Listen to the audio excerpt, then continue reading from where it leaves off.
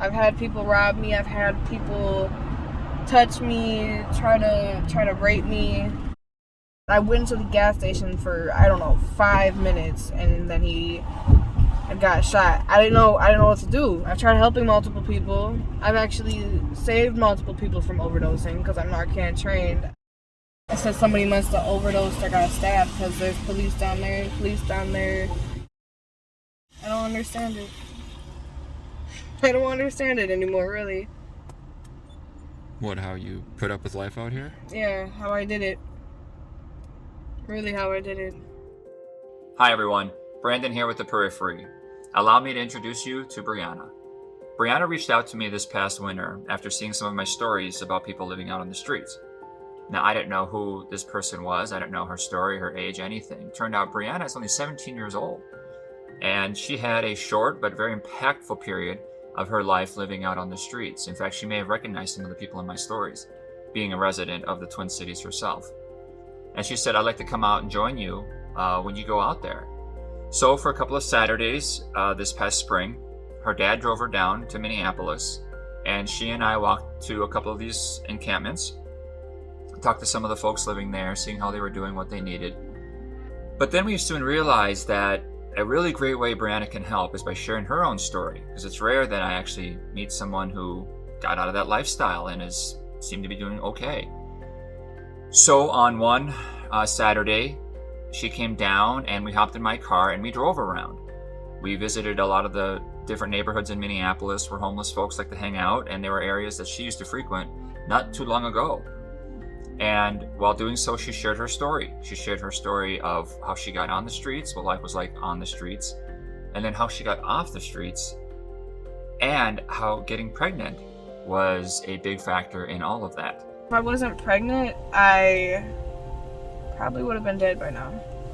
In fact, just recently, Briana has given birth to baby Pierre, and because of that, we're setting up a fundraiser with this video to help Briana out.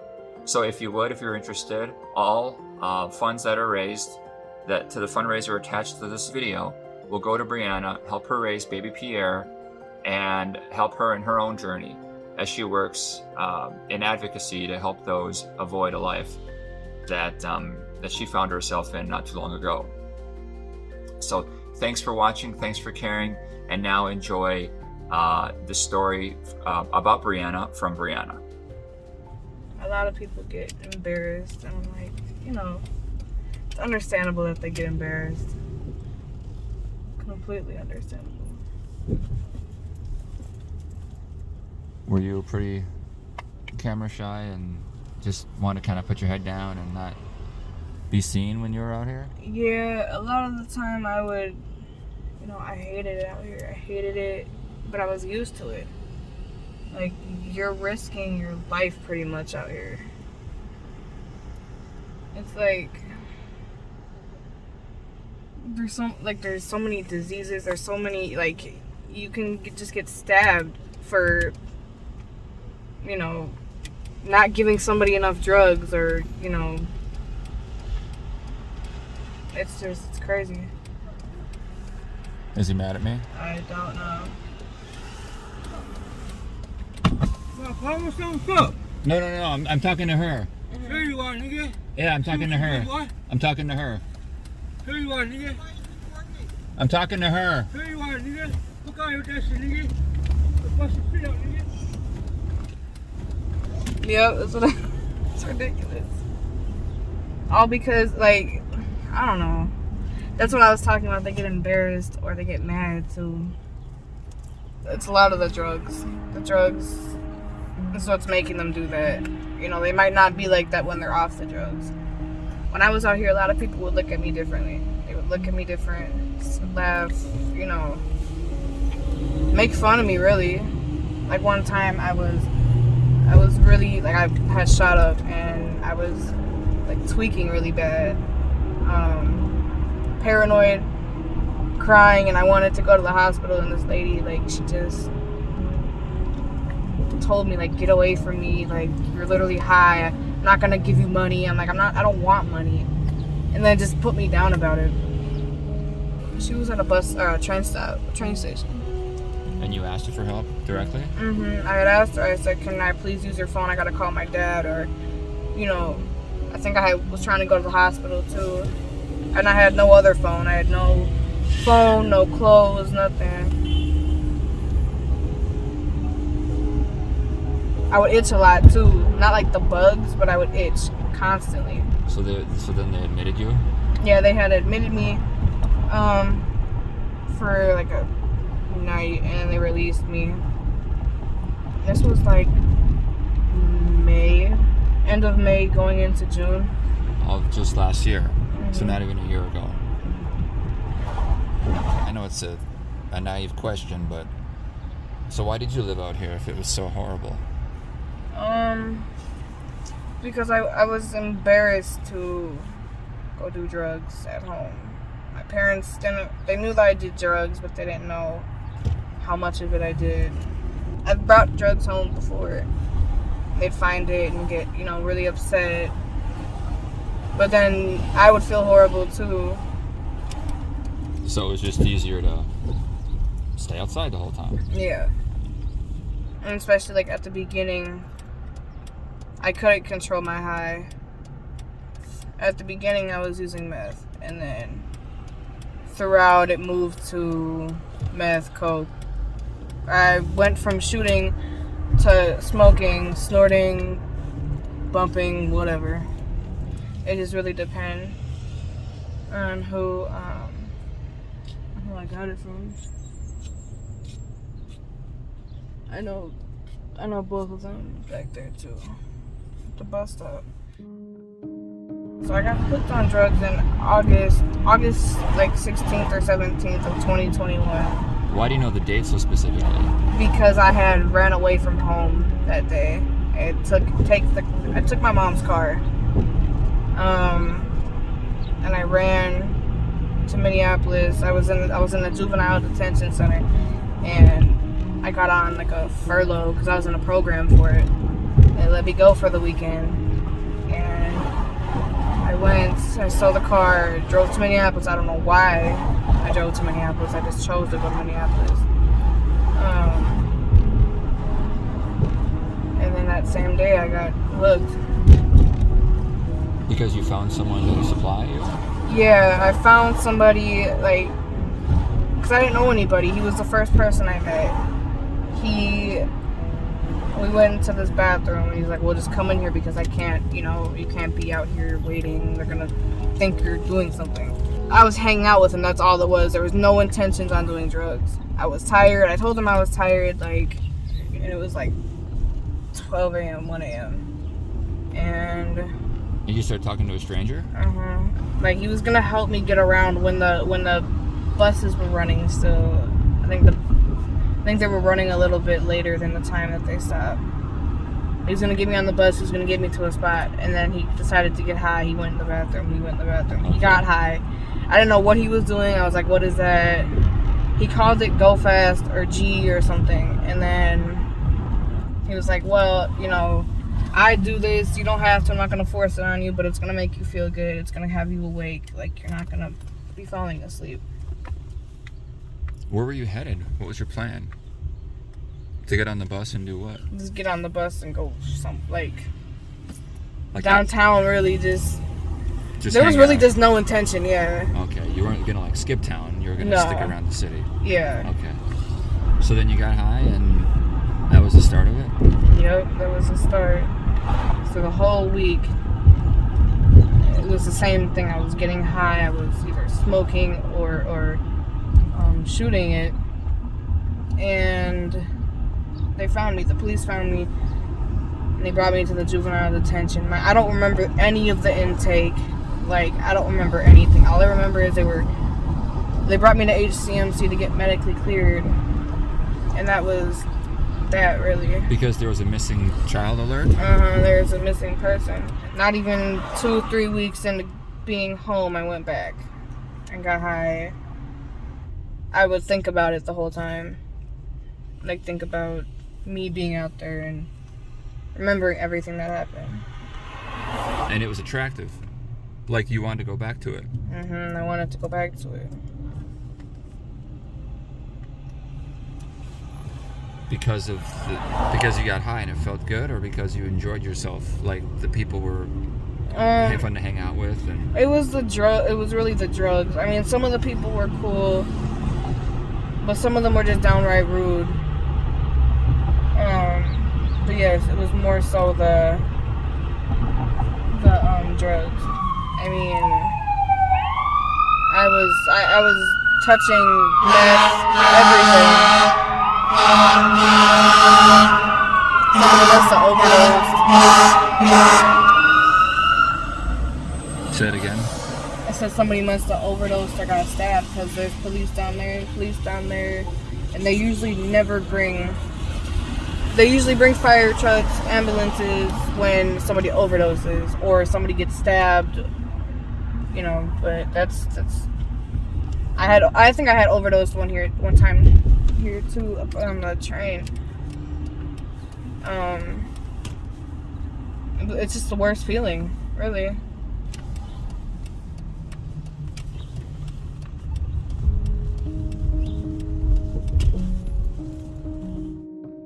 What was your day to day? Like, did you have a roof over your head, or were you mostly sleeping in a tent?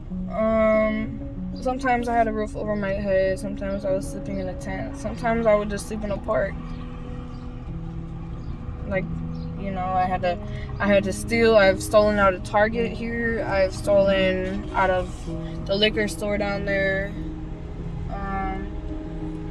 Cub. All these are stolen just to get the things that I need, like food. Target, I stole clothes. I would steal scooters here and sell them for money. You know, just little stuff like that. Just to get whatever, like, you know, money.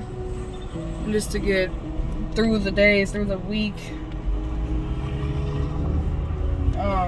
And then I got arrested again in September.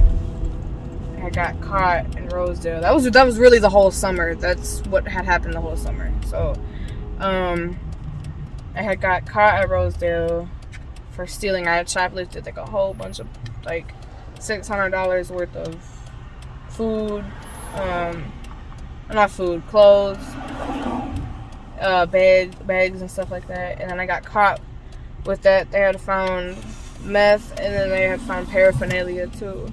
I was usually up all night.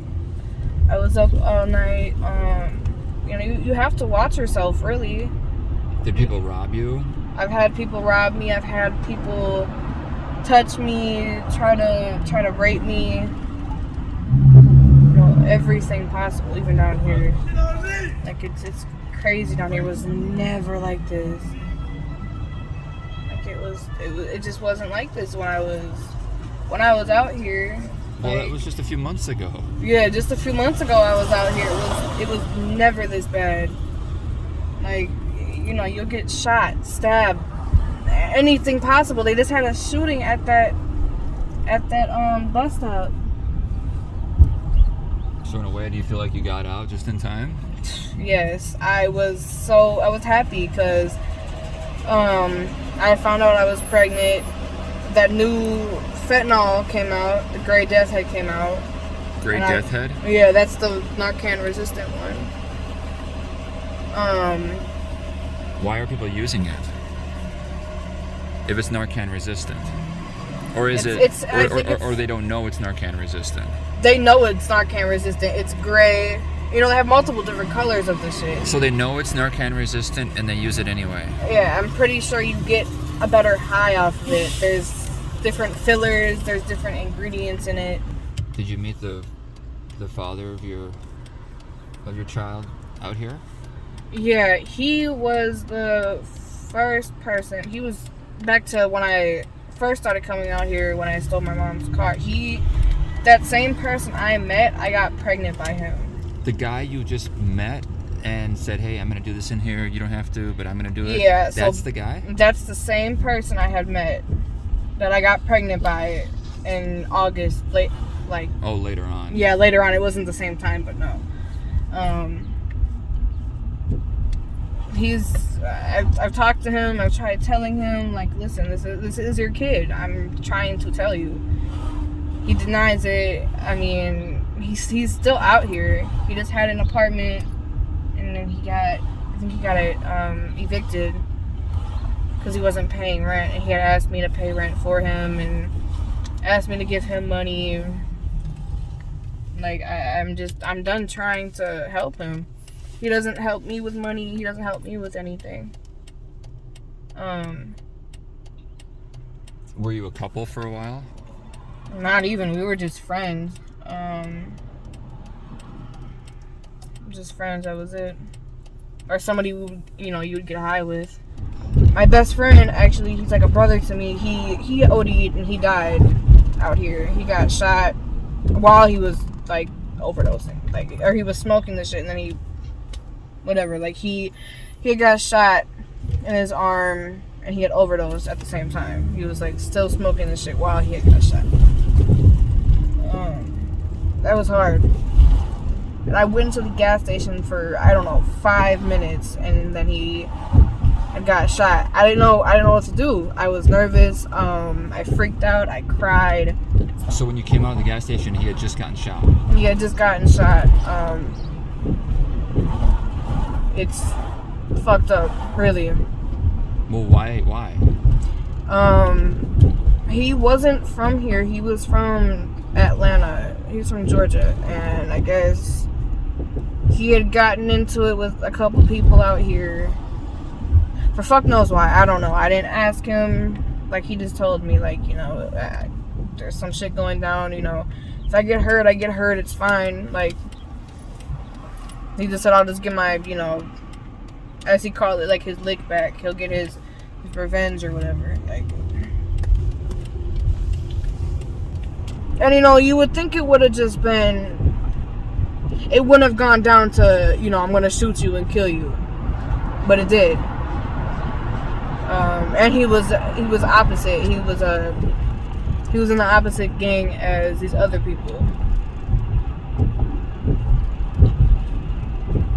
You weren't like, I gotta stay away from this guy. He's trouble. Yeah, fuck. I'd get pissed off at him. Like, why do you choose this? Yeah, you Like, cared. you know, right. I cared a lot about him. And still a lot of the people out here I care about. I have big hearts for them. You know, they've been trying to get clean. They've been trying to, you know, I've tried helping multiple people. I've actually saved multiple people from overdosing because I'm Narcan trained. I've also, you know, it's just shit like that, really. You know, just the you know, help saving someone, help, you know, them from killing themselves. You know, just little, like I said, little stuff matters to me. Like, even if somebody needed clothes, like that makes me feel good about myself. Like, I don't care if you're homeless. I don't care if you're selling it for drugs. Like, I do, but I don't. Like, that's on you. But now that I have been in their shoes and I've been in their community and their situation, and I know how they feel, I don't look at them any other way. I look at them as a person, a person that's struggling, that's currently struggling, and can't. They either don't want help or they can't get help. And were there times you were worried about your life? Yes, I had gotten into it with a female, actually a couple females, and like, you know, we both were on drugs. It was mostly the drugs talking, like, you were just whatever. I had tried swinging on her, she swung on me, and we had gotten into a fight, and I was still like, they were still looking for me pretty much. They were trying to, I don't know, stab me or some shit. All because I didn't give somebody a phone. It happened multiple times. Give somebody a phone, give somebody a lighter, like, you know, it was just little stuff like that. They really take that shit seriously. If you take somebody's torch, you take somebody's lighter, like, it's a whole fight, really. What about the sexual assaults? The guy would come on to you and... yeah, so I was actually smoking with him. I had met him at US Bank. I was smoking with him, and it was supposed to be just meth, that was it. And it had fentanyl in the meth bubble pipe, whatever you want to call it. And I didn't know that. Like, he didn't say anything. I didn't, I just wanted to get high, and, that was it. And then I got tired, or, was starting to nod off, and went and fell asleep in the park. And or nodded off in the park, whatever. And, that's when he got on me. I was stuck. Like, I was really just stuck. Couldn't move, couldn't nothing. I was trying to. I was crying. I was like, just get off of me. And he wouldn't get off me. I couldn't tell anybody because they just think it was the drugs. Because I was still high at the time.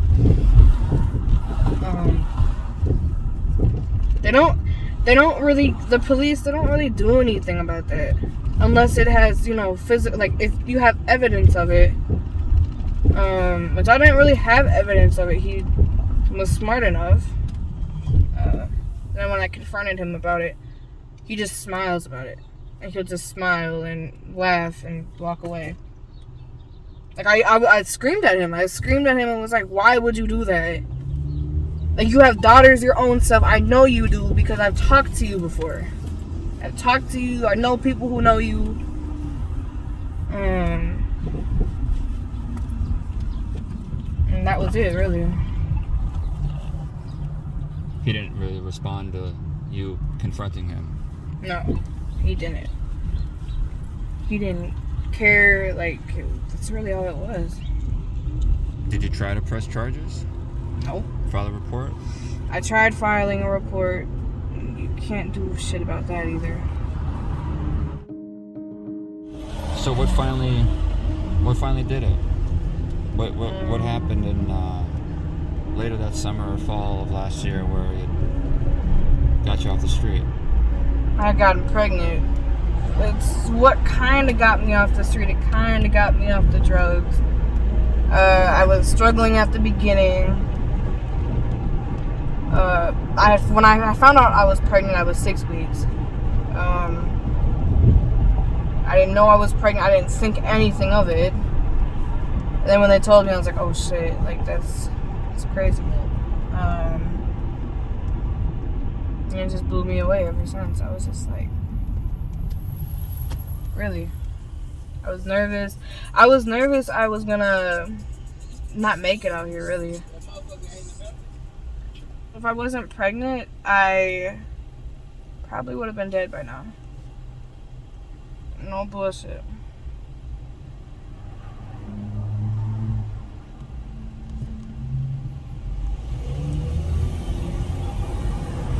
When you discovered you were pregnant, was that a situation where you just started to feel sick and you're like, what's going on? Yeah, I started to get sick. My parents wouldn't let me out anymore. I would go out once in a while. So at this time you were living at home? Yeah, I was back at home. I had got on the Vivitrol shot. I couldn't get high, couldn't use fentanyl, nothing. And it just went on from there, really.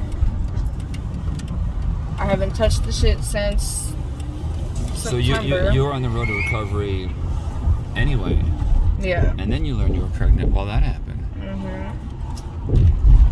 And I knew I was recovering when, or starting to slow down on the drugs, because at the beginning of when I was using, it was constant. I had it in my hand all the time.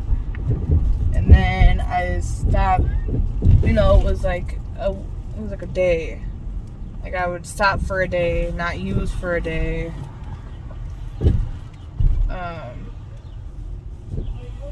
And then I was putting it down more and more. 2 days, 3 days. And that's when I got pregnant too. It's hard. I feel bad for some of the people. All of these people, a lot of the people I know out here, they're still out here. They moved from meth and went on to fentanyl, went on to perks, whatever. Multiple people OD'd out here. You hit a wall, it sounds like, with your story, where you were just like, I'm done. Yeah, I was. You were home, and whether you got the news about your pregnancy or not, it sounds like you were. I mean, who knows what would have happened? Maybe you would have. My son, he's really a blessing. Like I said, I wasn't pregnant with him right now, I would be gone. I would be dead. Really. You think you would have gone back out? I would have gone back out. Did you know women out here who were pregnant? That didn't stop them from being out here? I have known multiple people who had kids. Well, kids that are out here. Kids out there with them? Yeah. This one lady had twins out there. I feel bad for a lot of people. I see a lot of people coloring too. They color. They draw. I think that's how they get through their day, really. You know, I never drew. I never, when I was out here, I would do graffiti once in a while. That was more so in St. Paul. It's kind of, I don't know. I feel bad for a lot of these people. They're just stuck, really. They're stuck in such a bad spot. A bad part of their life. A lot of people dealing with trauma. They're trying to get away from warrants. Most likely everybody out here has trauma. 98% of the time somebody out, either they've been molested as a kid, raped as a kid, got shot, whatever. It could be anything. Got put into prostitution, just shit like that. They all have their story. They all, I have my story, they have their story. Mine was more so the drugs would help me escape from reality, but then it was also I was an addict. Some people they can touch it one time and they can put it down. Me, that was not me. I have, both of my parents were addicts. They were addicted to either alcohol, drugs, something. Both sides of my family, they're all addicts. Not all of them, but they're all, they all drink, smoke weed. I know I have a couple cousins that do meth, they do heroin. I had a cousin that died in 2019 or 2018. She overdosed on heroin. And that's another reason why I would want to move from out here. Especially when my son's born. I don't want him to go through the same thing that I went through. I'm going to make a better role model. I don't want him to get into drugs, get into the gangs, shit like that. I don't. I went through the same shit my dad went through pretty much. He would skip school, do drugs. He had got stabbed before, just shit like that. He grew up in St. Paul. My mom did too. She went through a lot of trauma with her family. I just want better for my son, really. A lot of people have supported me in my sobriety. A lot of people look at me like, why the fuck are you getting sober? You know you're going to get back into it. They're just praying down on me, really. A lot of people were saying that you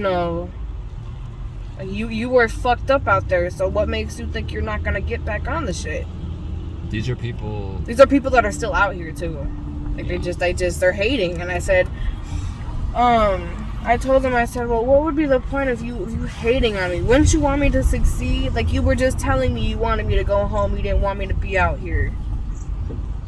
When you see these encampments that we've been driving by,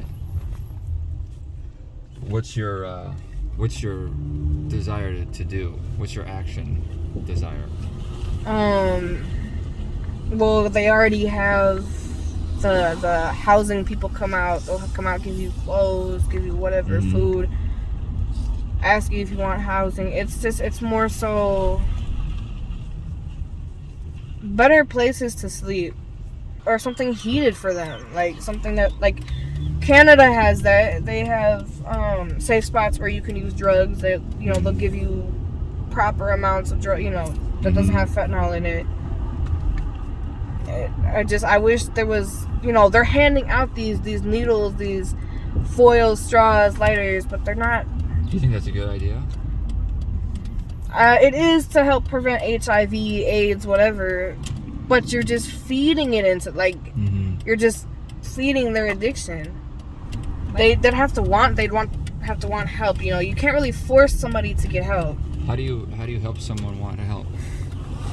You just tell, maybe tell them your story. You know, it's everybody's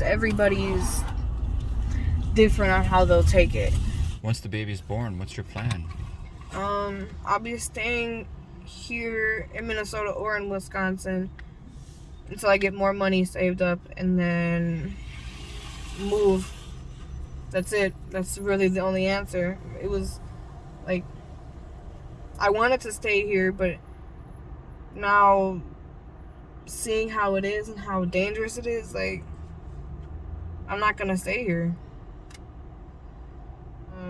If his dad chooses to be in his life, I don't want him to until you can get clean. Like, he's called me out my name, he's hit me, he's done all that.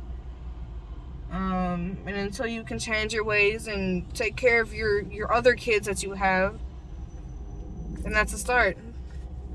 But until you get off the drugs and, you know, you're gonna stay out here and, you know, have sex with people, do whatever, and I'm not taught. I don't want anything to do with you. I'm done.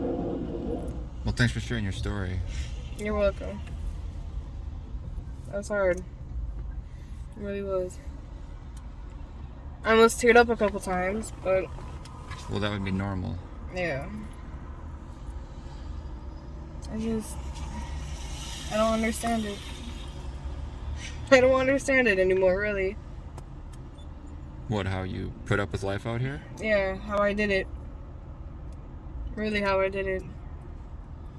Like, when I'm out here, like, when I've been out here past 9:30, 10 o'clock, I'm tired by then. I'm tired and I want to go to bed.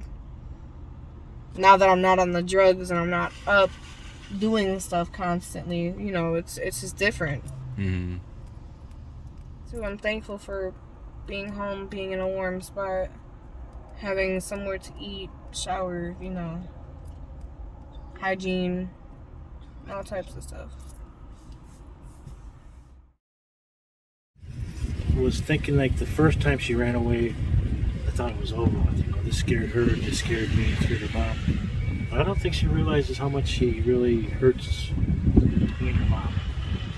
But, I went down here probably 25 times to come and get her. And every time it was like a gut-wrenching, twisting of my stomach. I couldn't eat nothing. My appetite was gone.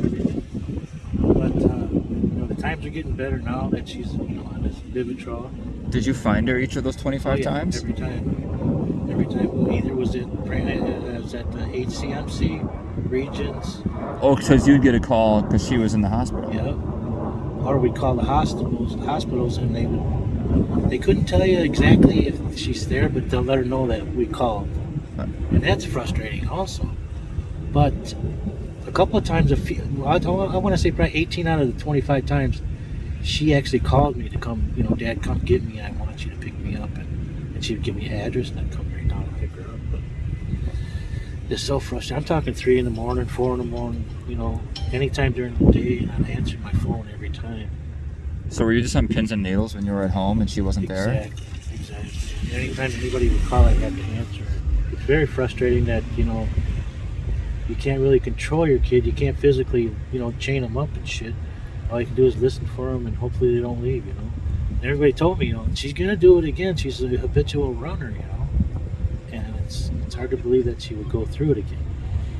Even coming off of the drugs, what they call dope sick, you know, and go through that stage again. I said, remember how this feels, Brianna, because you're going to feel it again if you do it again.